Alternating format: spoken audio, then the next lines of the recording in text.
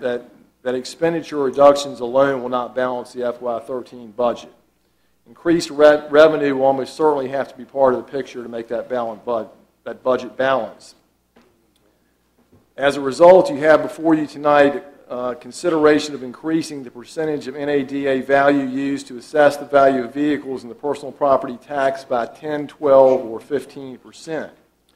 The current personal property tax rate in Caroline is $6.25 per $100 of assessed value at 50% NADA value. You have in your packet estimates of how much additional revenue would be raised if the NADA value would increase to 60%, 62%, or 65%. For example, if the percentage is increased by 15%, the county would receive an estimated $492,000 in additional revenue in the current fiscal year, as well as an additional $985,000 in fiscal year 2013. The issue is being brought before you tonight ahead of the presentation for the proposed FY13 budget because the Commissioner of Revenue, as she mentioned earlier, needs to complete her assessment schedule for calendar year 2012 by February 1st. If the board approves an increase, the Commissioner would strongly recommend that we exempt business trucks and business trailer classes. These businesses experienced an increase in 2010, and the Commissioner believes that an additional increase would place an undue burden on them. Concludes my comments, Mr. Chairman, and be happy to answer any questions. Thank you, Mr. Barton. Also, Ms. Carter, it's my understanding that it's not only the business trucks and trailers, but also business personal property. Equipment would be exempt as well? Yes, sir. And farm equipment? Come to the podium. No, what I mean is the increase would not apply. If you follow. We have not put those into the numbers we have tonight. Yes. So we're talking about business equipment, farm equipment, and trucks and truck trailers.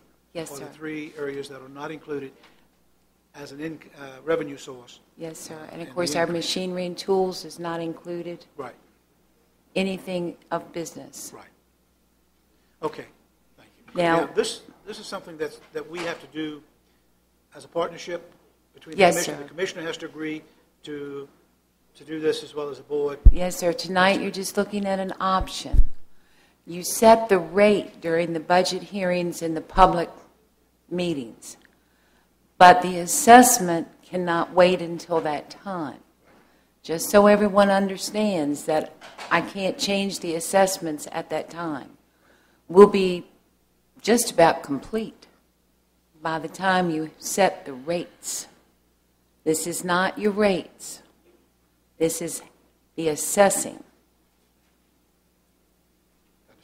Understand. I would like to, and you and I have had this conversation briefly, and you've indicated that you do not have time this year, but I would truly like to see us work together for the next budget year, is to work together to make it 100% of the assessed value and reduce the rate accordingly. Because what is happening to us, we have a $6.25 rate, tax rate. Mm-hmm. But the effective rate is $3.12 roughly at this point.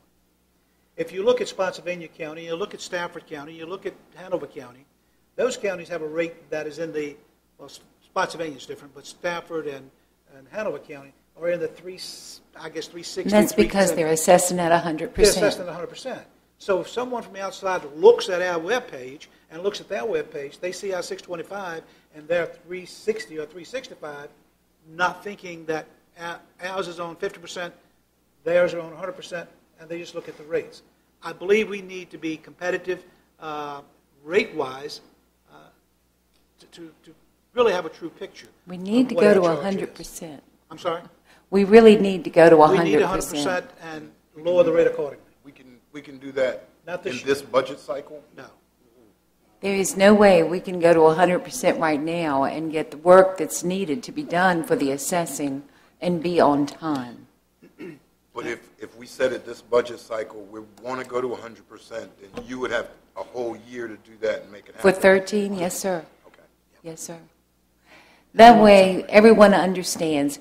Usually when people get their assessments now, they think they're at 100%. They do. It's very confusing and it's hard to set budgets. There used to be somewhat of a power struggle between boards and commissioners that needs to go away. And we need to go to 100%. I'll agree. But now if you want to do something for this year, I've got to know as soon as possible in order to get this done. Well, I would hope that the board will make a decision tonight as to what they want to do on this issue. Because I understand you need to start sometime after the 1st of February, starting on Yes, sir. books. So, I mean, we don't meet again until February the 14th, and I just believe we need to decide one way or the other. Well, now what needs to be done is there needs to be a consensus among Yes. the board. Absolutely. And that everybody understands that it's almost a vote. Yeah, and we'll take a vote. Yeah. What you want done. It can be absolutely nothing done, and we stay at 50%. Or I've Any given you other options. Right. Mrs. Carter, if you'll stay where you're at in case the board has any questions. Mr. Black? Ms. Carter, I want to thank you for your work on this, along with if Ms. Curran worked on it. I want to thank you both. I have a major concern. I understand looking at a budget that we need revenue, and there is no question that we need sources of revenue. My concern with this is that we are not going to public hearing on this. If we are going to right or wrong, or whether people agree or disagree, my feeling is that people should have a right to come to this board, and there should be public notice about this. We got this on our board packet on Friday, and whether you agree with this rate increase or not, to me the right thing to do is to give public notice if you are going to go with a rate increase. That has not occurred. Also, this rate increase would take effect in the middle of a fiscal year, and so I'm concerned about that. Mr. Black, I have to do it on a calendar year. Okay. So that makes it a little different. Also, this is pursuant to Virginia State Code that you are not setting a rate tonight, in order for us to come to some agreement about your assessments. We're not setting a rate. And if you want to change the rate during the process, It's the assessment you're Right. talking about. rates, we got to have a public hearing on that. There's no question about it. Right. But it's And the then assessment. you can decide to lower the rate if that happens. Go ahead, Mr. Black.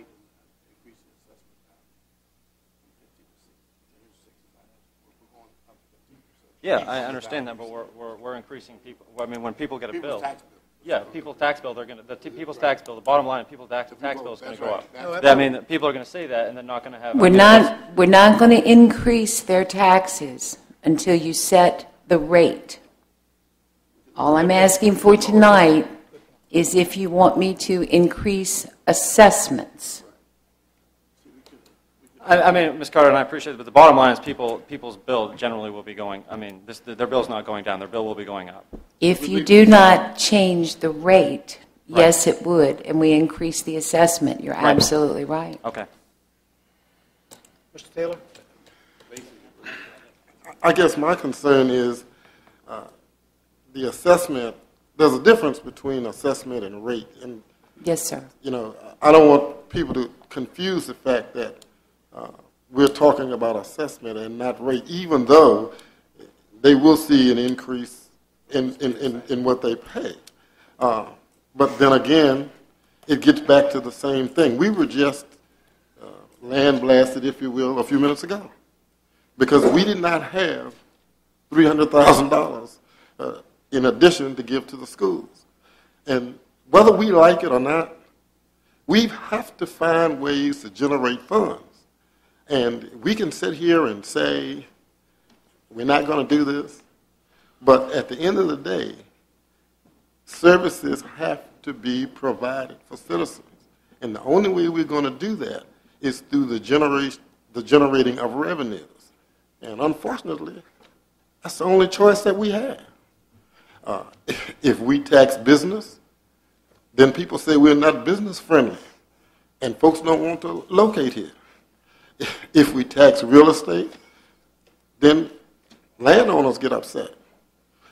One thing about this gives us an ability to address people who have vehicles in the county. Because right now, if you don't own property, then you don't share in the burden of providing the services that are done through real estate taxes. But everybody, or most people, have a vehicle. And the only way we're going to get through what we are involved in economically is to try to find a way to share or spread out the hurt, so to speak. Do I want to do it? Of course not. But I'm realistic. And we either going to provide services for the citizens of this county or we're not going to. So having said that, Thank you, Mr. Taylor. you can get the idea of what I'm saying. Mr. Underwood? Mr. Chairman, I understand that we are in quagmire in terms of funds. I also understand that basically 35% of the residents of Caroline County in terms of taxation carry the major burden for 100% due to exemptions and so forth. I believe the proper way to give people an option is to look at usage taxes. I don't believe that we should increase taxes. I think we should begin to look at ways to cut budgets. I think we have to look at ways to be frugal in our spending. And I think we have to be quite realistic in terms of where we are in this day and time with the economy. Thank you. Mr. Seeley? I understand that we're going to set the assessed values or a rate for assessed values. We can say that in a number of ways. The bottom line is we're looking at going from 50% to 60, 62, or 65%. And I'll have to agree with Mr. Black. My biggest concern is I got this on Friday. Probably nobody in this audience has even seen anything that's up here and what this represents. My other question is, what is the personal property value in the county been for the last 4 years? Are we going up? Are we going down? A lot of that is based on our NADA values when they come in, but basically it has gone up. Now where we've taken a large hit is in our business equipment and our businesses. But I think that everybody ought to be aware. I'm not saying I'm opposed to doing this. What I'm saying is that I think folks need the opportunity to understand what's being done and why and how it's being done, instead of opening up a tax bill and finding out they've had a 15% increase in their personal property tax, and we won't adopt that until May. When do tax bills go out? May. Right after we do it. And it will be lost in the noise in terms of what the rate is, because we can't change the rate at the public hearing. The rate will be the rate. If we go from 50 to 62%, that's the rate. That will be the assessed value. You can always go down. You can always on the rate, but not on the but not on. We're going to go to 62%. But we can always change the rate down. You can always change go the rate You just down. can't go up. right. So we can equalize it, if that's what you're saying. We could equalize the rate at that point in time. Yes, we could. Yes, you Because can. if you go up 15%, you reduce the 625 by 15%, and that's equalized. Pure math. There's some more stuff, I'm sure. Well, it's pure math. Right. But I still think that we should have backed this up and given people an opportunity to at least realize what this means in the budget process.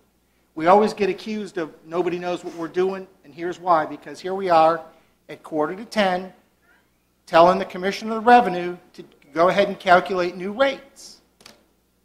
I know that we need to do some things. Well, Okay, we're semantics, essentially, semantics. it's all semantics. And I don't know that I agree at 10 minutes to 10 or quarter to 10 with a dozen people in here listening to this going, not sure I understand either, that we should be doing it this way, that we should have backed this up and started in December and at least advertised what we're doing. Those are my comments, Mr. Chairman. Thank you, Mr. Seeley. Certainly, I've heard all the comments, and I understand. Oh, Mr. Thomas, I forgot you. Go ahead. You have you and I were chatting. Ms. Carter, the reality is I was just looking at my own personal property tax check that I wrote. And if we talk 15%, for a lot of people it's going to be somewhere between, depending on the number of vehicles, and I've got old cars, $70 to $100 Yes, sir. every 6 months. So that's what we're talking about in terms of money. I also, as we were saying to Mr. Seeley, wanted to make sure that was understood, that if we change the value for the assessment to 65% during the budget process or any time before then, we have the ability to lower the tax rate to equalize it. Yes, sir. When you set the rates, you have the opportunity to lower it. But I only have this one opportunity right now because of your process For the to assessments. change the assessment. So I could theoretically say, yes, I want to change the assessment right now, but in the back of my mind, knowing that I could equalize the rate later on. Yes, sir, you can. But I don't have that option if I don't change the assessment now. We need to start assessing very soon in February. Okay. That was all I, thank you very much. You're welcome. That was one of the points I was going to make, is the fact that if we bypass this option here, then it eliminates one of the options that this board has of generating revenue that will lessen the impact on the real estate tax rate if we're not able to find cuts. Now, I agree with Mr. Underwood. We need to try to find cuts wherever we can find cuts. And to be honest with you, and we're going to discuss that a little later on, but I have indicated to staff as to what they have, I believe, have put together a good budget. I think they have went through and they've cut, made about 4 cuts into, and it's basically looked at level funding. And what I'm going to ask is this board meet to develop this budget for this year. And then we can see and recommend where cuts need to be made. And if we can't make cuts, we've got to have somewhere to bring in the revenue and to generate the revenue. This gives us one more option that we do not have at this point. And you also that's have all I'm the, saying. you also have the final option of not changing the method of assessing, raising the rate. When you, this I don't is, see how we can raise the rate to 625. We're the highest in the, probably in the state at this point. you're We're probably pretty, the you're highest right at county it. in the state of Virginia. But we can't fix it and lose revenue. For instance, with the business is the county, and I supported it. We now have basically eliminated the B-poll tax for businesses $150,000, up to $150,000. I don't know how much impact that's made, but it's made some impact on the revenue the county has. Whether it's generated new businesses, I don't know. I doubt it. But Not anyway, right now. it looked good and it's presented well. We have to have revenue to operate, and we just added $105,000 plus to a debt retirement just tonight. We added over $105,000 to a debt retirement tonight. It's got to be paid for. I mean, it's just no question about it. So, Mr. Chair, make sure I understand. Ms. Carter, so tonight, in our discussion, we would have to, if we wanted to go to a 100% assessment, and then we could vote on that tonight, and then we'd have to wait till May to vote on the rate to go along with the assessment. Yes, sir, correct? but I So- do ask not to go to 100% right, right now, because right. we'd be maybe 2.5, 3 weeks of just struggling to get all of that in place right now. and I think Do you have a number in mind when we look at budgeting and making the budget and where we are thinking about trying to get to in terms of a number?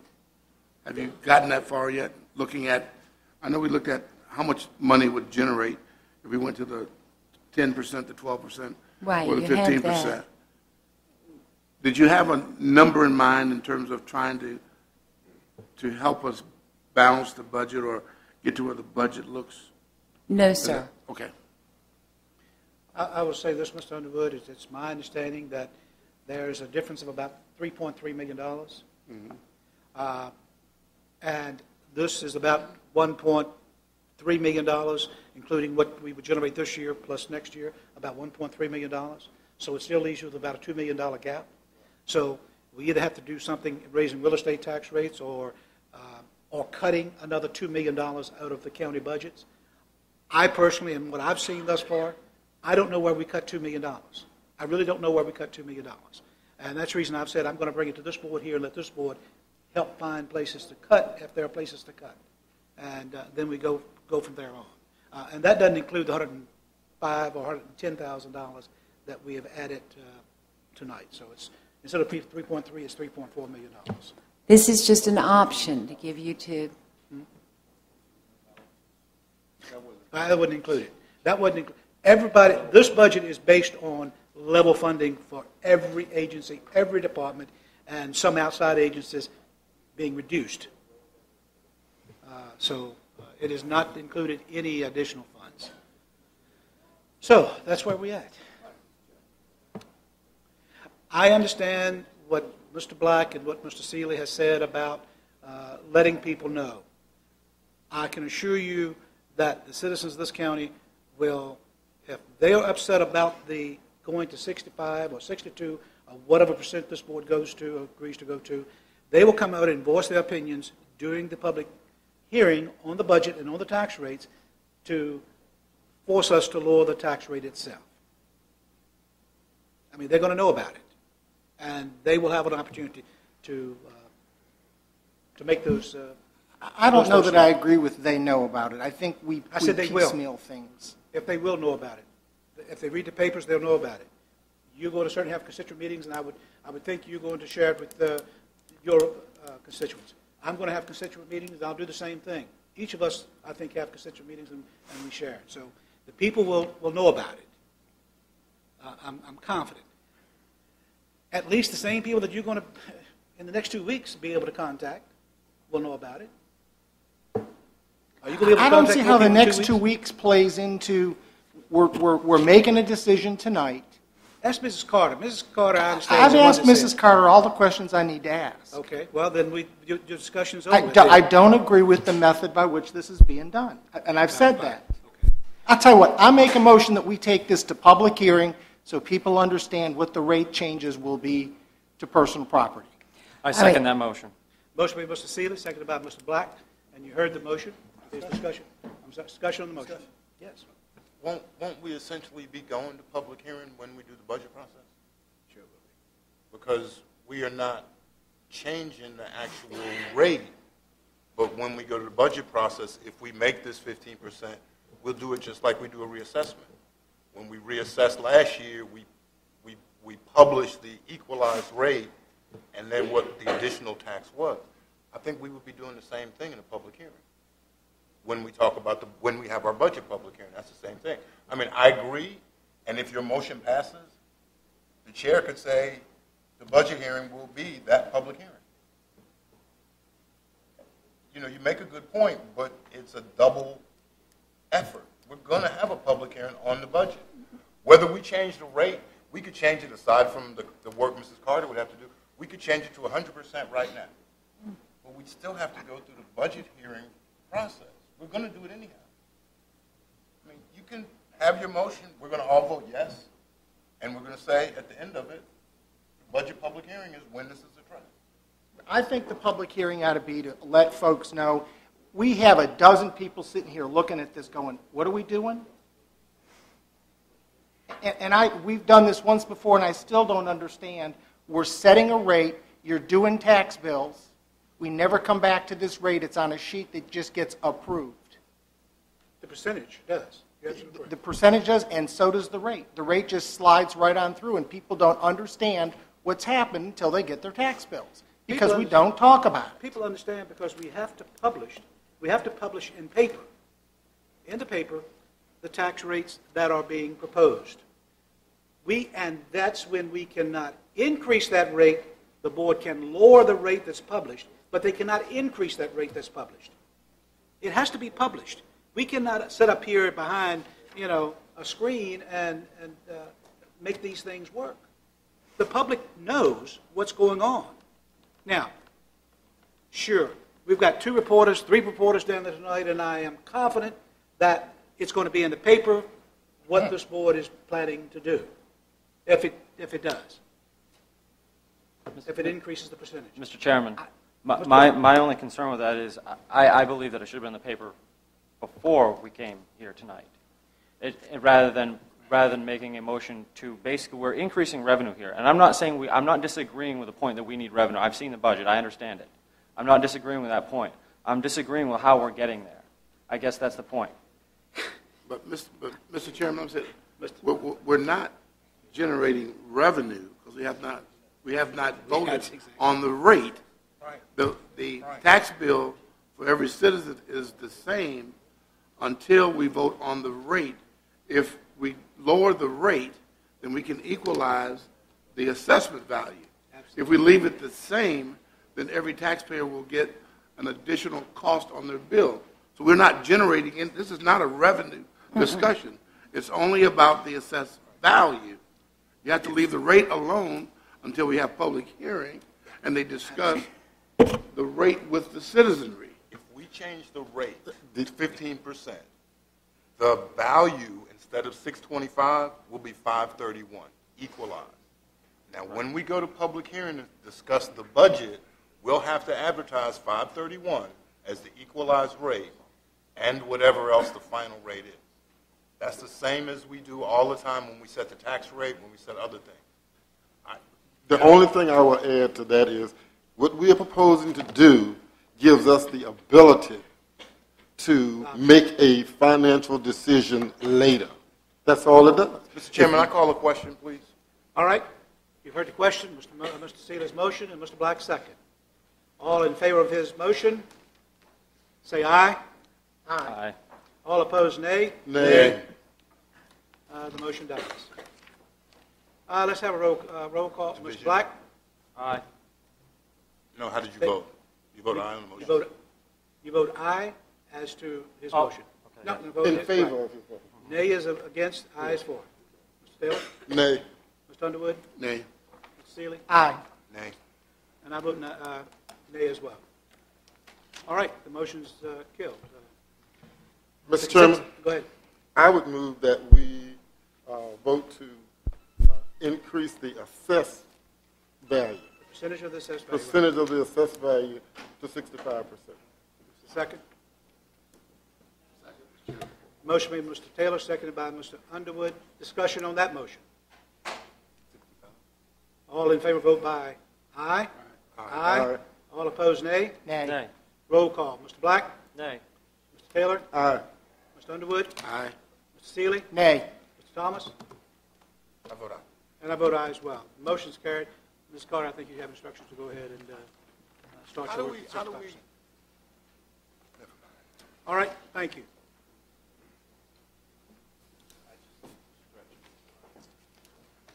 Number 8, proposed reductions to fiscal year 2011-2012 budget. Mr. Chairman, you just heard that it will be important for the FY13 budget that we go in with as much of a fund balance as possible ending the current fiscal year. And as a result of that, it would be prudent to try to hold expenses down as much as possible in the current fiscal year to build up that fund balance. You have in your board packet a sheet that Mrs. Hatcher prepared, and when you eliminate personnel costs and other non-discretionary spending, such as maintenance services, contracts, utility bills, forms, and so forth, the amount of spending cuts possible is relatively small. However, every dollar that we save obviously builds the fund balance. In the net column at the far right of the spreadsheet in your board packet, you see the total amount of funds available for which cuts can be applied in the general fund, the utilities fund, and the Dawn and wastewater fund. In the past, under somewhat similar circumstances, the cuts have been between 2 and 5%. And I would say that staff would say that cuts any higher than 5% would likely make it difficult for departments to continue normal operations. So we would hope that the maximum there would be 5%. It may not be possible to make the cuts in every single budget, depending on the circumstances in that budget. So our goal would be, with your approval, to try to make the total amount of the identified cuts in the major funds rather than individual budgets, and work out the circumstances and make the fullest cuts possible in each individual budget, knowing that in some cases 5% may not be possible. My thoughts is the fact that the amount that we could possibly reduce based on the report is almost $2 million. I mean, not the amount, but the amount of money that the 5% would apply to. I would certainly hope that we would implement this reduction in the departments of the $1.9 million and allow staff to determine where that 5% comes into play. Also, I would also suggest that we implement a hiring freeze with the exception of 2 positions, one being the fire and rescue, it's the fire chief, fire and EMS chief, and the county administrator. I believe that it's important that we fill those 2 positions, so I would suggest that we have a hiring freeze on everything else with the exception of those 2 positions. Mr. Chairman. Mr. Thomas had a question. The proposed reductions are general fund expenditures, and I see the Sheriff's Department, a couple of constitutional officers, but they do not include schools. Do not include schools. Or the transfer to schools. Nope, we've said we were going to leave that money alone. alone. No effect there. Okay. So they could have, hopefully, they would have money left over the end of the year. Okay. I just wanted to make sure that was clear. Thank you. Mr. Taylor? My question is just for clarity. Are you saying the freeze would apply to the Public Works Director also? Yeah, position? at this point. It would apply to every position with the exception of fire chief, EMS, and county administrator. How does the board wish to, is there discussion on this issue? Mr. Black, questions, concerns? None at this time. Mr. Taylor? Not at this time. Mr. Underwood? Mr. Chairman, we talked about the hiring freeze, and I'm still concerned about not having a public utilities director. I think that's an area that needs a lot of scrutiny. Right now, it's a black hole for us in terms of funds, and I think we need. Mr. Sheeble's done a yeoman's job, but I would like to see someone take this full matter and give it a look. I'd like for us to consider hiring that public utilities director. I just, you can only stretch yourself so thin, and I think maybe we're at that point right now. Would you be in agreement for us to go ahead and, it's going to take several months. We're going to have the application and the advertising process and the interview process. So the chances are that there will be no one coming on board until at least after June 30th. Right. So can we have a hiring freeze on everything but those 2 positions I mentioned earlier for the remainder of this year? Yes, sir, Mr. Chairman. I appreciate it. Okay. Thank you. Mr. Seeley? I guess I just want to make sure I understand this sheet. The far right column is the potential cut at 5%? It is the amount of money that the 5% could apply to. The far right-hand column is. That eliminates the contractual agreements that we have. It eliminates the salaries, personnel cost, and it eliminates the... I'm just making sure I understand. Right, maintenance service contract. So the sum of that, if you flip this over, the sum of that is about $1 million then? $1.9 million. 1 point. It's up higher. Because you kept saying 1.9, and I kept looking at $1 million. Yeah, 1.9 in the general fund, 1 million in the utilities fund, and $30,000 in the Yeah. dawn fund. Okay. So it's actually about 2.9, almost $3 million. So it's $3 million So- that the 5% would apply to. So this, the utilities is an addition. $150,000 roughly is what we could be looking at a savings of this year if we implement the 5% reduction. Okay. Thank you. This is 3 million. That- Then we really know. Mr. Thomas, you have, No, I think that was good. I wanted to make sure that it was who it was and to go from there. I would like to, with a motion, if the board is in agreement to these reductions and with the hiring freeze that has been discussed this evening, I would have a motion in order to give staff direction.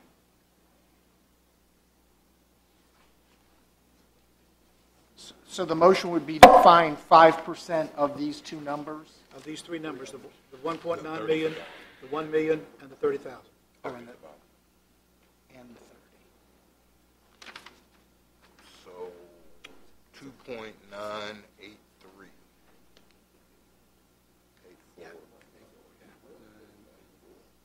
Yeah, I just added the first part. I wasn't doing the whole. Is there a motion to that homework. effect? I was going to do your homework for you. Mr. Is there a second? Second, Mr. Chairman. Motion is made by Mr. Taylor, seconded by Mr. Underwood, that we direct staff to implement a 5% reduction on the three categories in the general fund, the utilities fund, and the Dawn wastewater fund of a 5% reduction remainder of this year. And a hiring freeze is in place for all positions with the exception of the fire chief and the county administrator. Discussion on the motion. All in favor, vote by saying aye. Aye. All opposed, nay. And the motion carries. Number 9, discussion on policy of a utility Which I bill don't understand. reductions.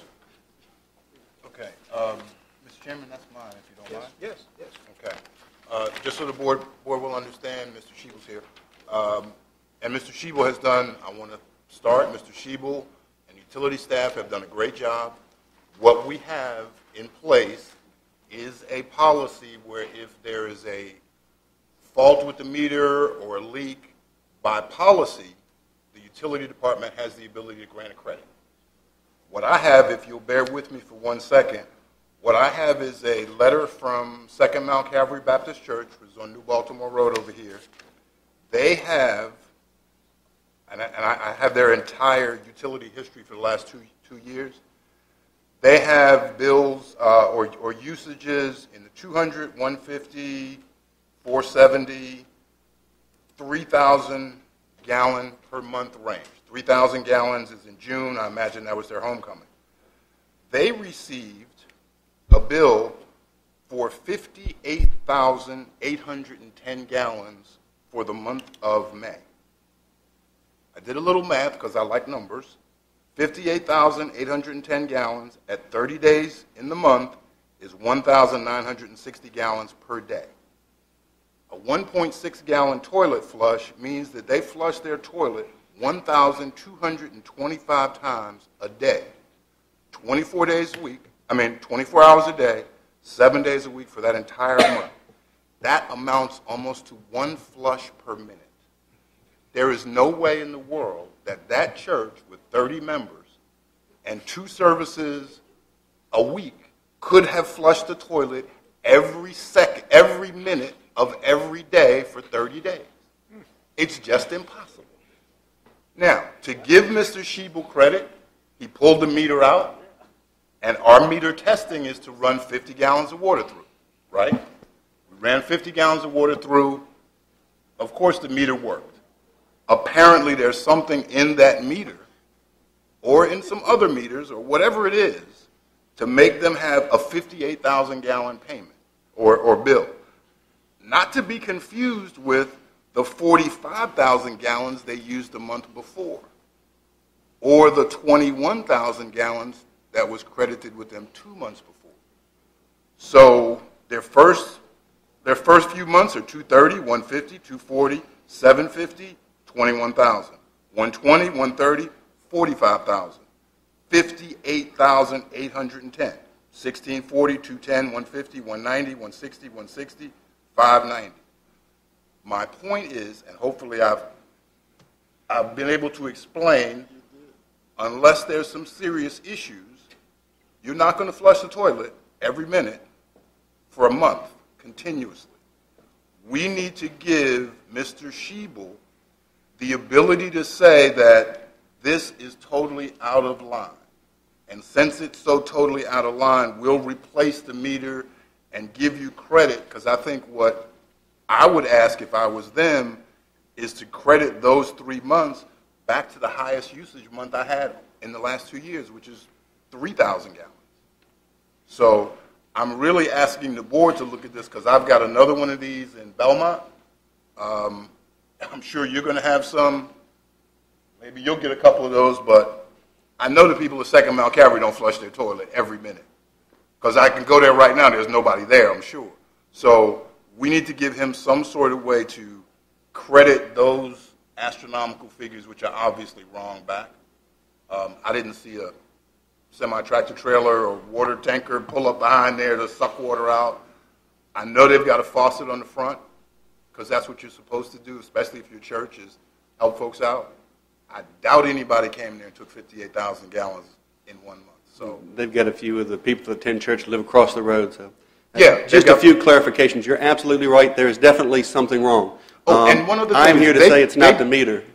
It may not be the meter, and I'm not saying it, but they actually paid a plumber, which was another thing I didn't add. They paid a plumber $100 and some to check for leaks, and there were no leaks. Right. So we did send a meter out to actually have it recalibrated by a professional that actually has the testing machine and cylinders, and it came back within 0.05% accuracy, and they flowed it at 10 gallons per minute, a quarter gallon per minute, 2 gallons per minute, 10 gallons per minute, went through the complete testing. So the meter is good. There's definitely something that's wrong within their facility that caused this anomaly.